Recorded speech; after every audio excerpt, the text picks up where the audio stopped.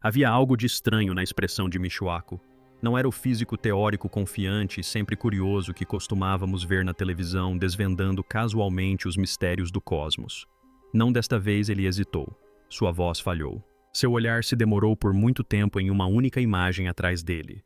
E quando finalmente falou, a sala repleta de cientistas de elite, jornalistas e historiadores espaciais ficou em absoluto silêncio. A apresentação deveria explorar novos dados de satélites de observação lunar. Mas o que se revelou causou um choque na comunidade científica e além. Não se tratava apenas de dados. Era uma confissão cósmica. Algo escondido sob a superfície da Lua havia acabado de reescrever tudo o que pensávamos saber. E ao final deste vídeo você também entenderá por que Michioaku não conseguiu mais conter as lágrimas. Porque o que eles encontraram sob a superfície da Lua não era natural.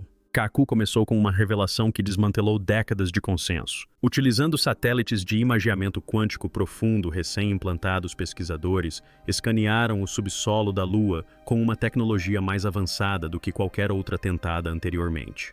Em vez de rocha sólida, o que encontraram foram enormes câmaras ocas, algumas com centenas de quilômetros de extensão, dispostas em padrões simétricos que nenhum processo natural conseguiu explicar. Esses vazios não eram antigos tubos de lava ou bolsas de ar acidentais. Eles tinham estrutura, regularidade e alinhamento. Tinham propósito. E quando as leituras térmicas revelaram fontes de calor localizadas pulsando de dentro desses vazios, temperaturas precisas demais, concentradas demais para serem geológicas, toda a sala sentiu o peso de algo indescritível. Algo dentro da Lua não só foi projetado como ainda estava vivo de alguma forma. Se era um reator, uma máquina ou um monumento, Kaku não disse. Ele não precisava. Os dados falavam por si mesmos. Em seguida surgiram os padrões. Anomalias gravitacionais que sempre foram descartadas como peculiaridades de medição ou pequenas inconsistências, mas mapeadas em alta definição, formaram uma grade global cruzando-se de polo a polo, alinhando-se perfeitamente com as cavidades internas e regiões metálicas refletoras descobertas pelo radar. Isso não era aleatoriedade, era engenharia. Kaku exibiu mapas gravitacionais de 3 agências independentes mostrando essa rede lunar, um esqueleto invisível que sustentava a posição da Lua com uma precisão perturbadora. Se essa rede estivesse funcional, se ainda tivesse energia, então a Lua poderia estar mantendo mais do que apenas sua própria órbita. Ela poderia estar influenciando ativamente a Terra, seus efeitos de maré, a estabilidade de seu eixo, talvez até mais. A Lua, como Kaku insinuou, pode não ser apenas um satélite, mas um regulador. E se foi colocada ali, se foi construída, então devemos perguntar por quem e com que propósito.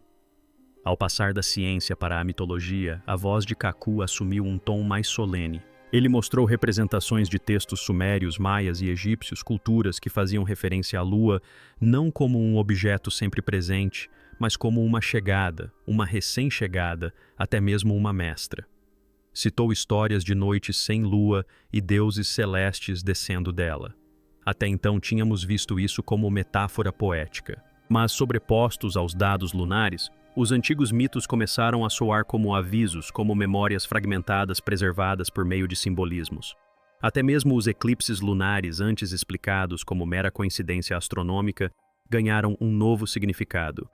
O tamanho e a distância da Lua são tão precisos que ela pode bloquear perfeitamente o Sol durante um eclipse, um fenômeno exclusivo da Terra. Coincidência ou engenharia cósmica para observação ou espetáculo. Quanto mais Kaku revelava, mais claro tudo ficava. A Lua pode não estar apenas influenciando a geologia da Terra.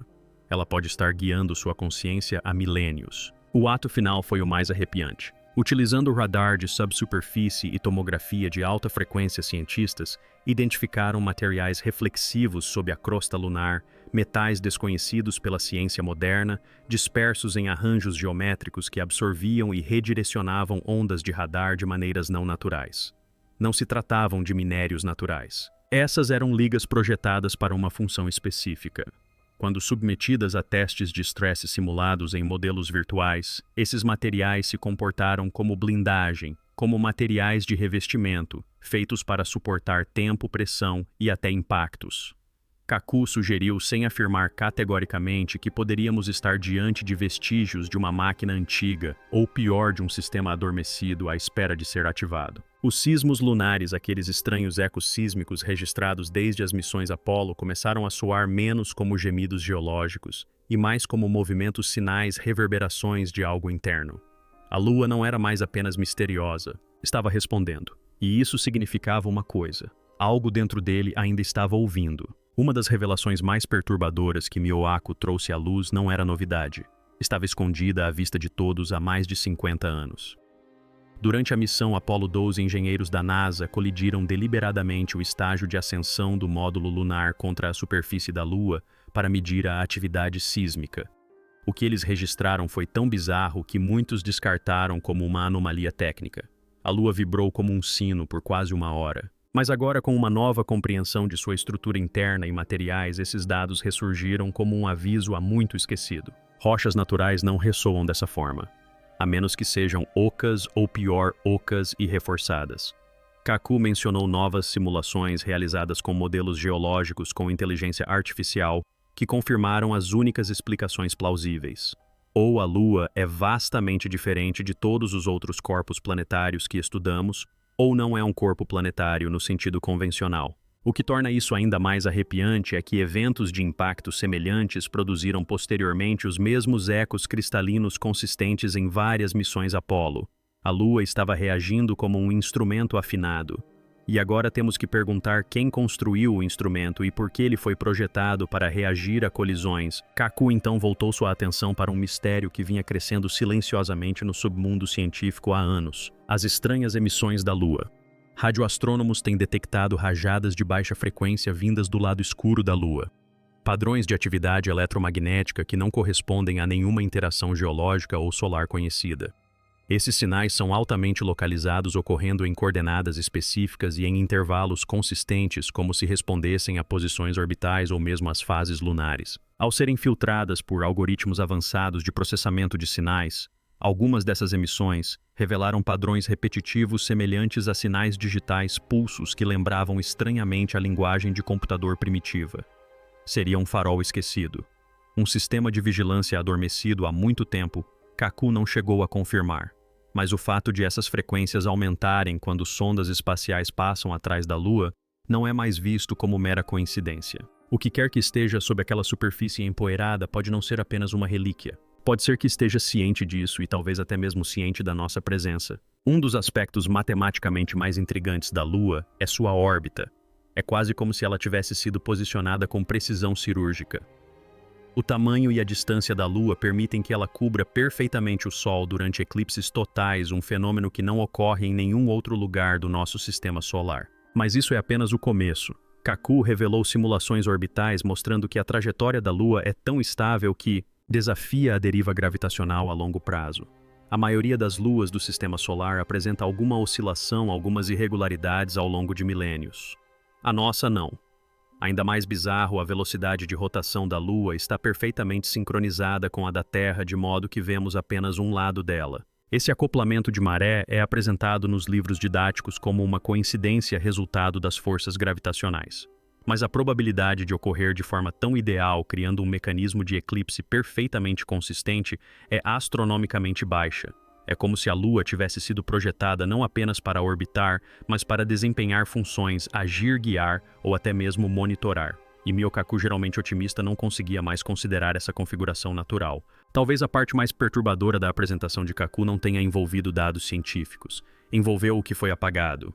Ele mencionou dezenas de gravações originais da missão Apollo, incluindo dados de telemetria e transmissões de voz em alta frequência de astronautas que ou desapareceram ou foram inexplicavelmente sobrescritas. Algumas dessas gravações supostamente continham reações de astronautas a luzes não identificadas, sons mecânicos inexplicáveis sob a superfície e momentos em que a comunicação era repentinamente interrompida durante a órbita do lado oculto da Lua. Denunciantes da NASA, alguns já em seus últimos anos de vida, começaram a falar sobre omissões deliberadas, relatórios de missão censurados e até mesmo reuniões privadas onde os astronautas eram instruídos a nunca falar sobre o que ouviram ou viram na Lua. Kaku, sempre cauteloso com alegações de conspiração, admitiu que o silêncio em si se tornou ensurdecedor demais para ser ignorado. Se a Lua realmente for algo muito mais antigo, muito mais complexo, então aqueles que conhecem a verdade a estão guardando por um motivo. E esse motivo pode ser mais aterrador do que a própria verdade. Quando Mikiwako se afastou do pódio, um silêncio mais pesado que a gravidade preencheu a sala. Não era o silêncio da admiração científica. Era o silêncio que se segue à profunda constatação de que algo que contemplamos durante toda a vida pode não ser o que acreditávamos. A Lua, outrora um símbolo romântico de serenidade e luz, agora projeta uma sombra muito mais escura. Pode não ser um satélite natural. Pode não ser inanimada e pode não ser nossa. De sua órbita impossível aos seus ecos ocos de mitos antigos a fitas da NASA que desaparecem, tudo o que sabemos está se desfazendo. E se Mikiwako, um homem fundamentado na lógica e na lei quântica, se emociona até as lágrimas ao falar sobre o que a Lua realmente é, então todos nós deveríamos prestar atenção, porque isso não se trata apenas de astronomia. Trata-se de quem ou o que colocou a Lua lá e por que ela está nos observando. Agora a pergunta que fica é o que acontece a seguir. Se realmente desvendarmos os segredos da Lua, se cavarmos fundo demais, despertaremos algo que nunca deveríamos ter encontrado. Deixe sua opinião nos comentários. Você acredita que a Lua é um fenômeno natural? Ou será que é algo completamente diferente? E se essa revelação te surpreendeu tanto quanto nos surpreendeu, não se esqueça de curtir, se inscrever e ativar o sininho de notificações. Porque o que vamos revelar no nosso próximo vídeo pode mudar tudo o que você pensava saber sobre o céu acima de nós. Porque às vezes a verdade não está lá fora, sempre esteve bem acima de nós.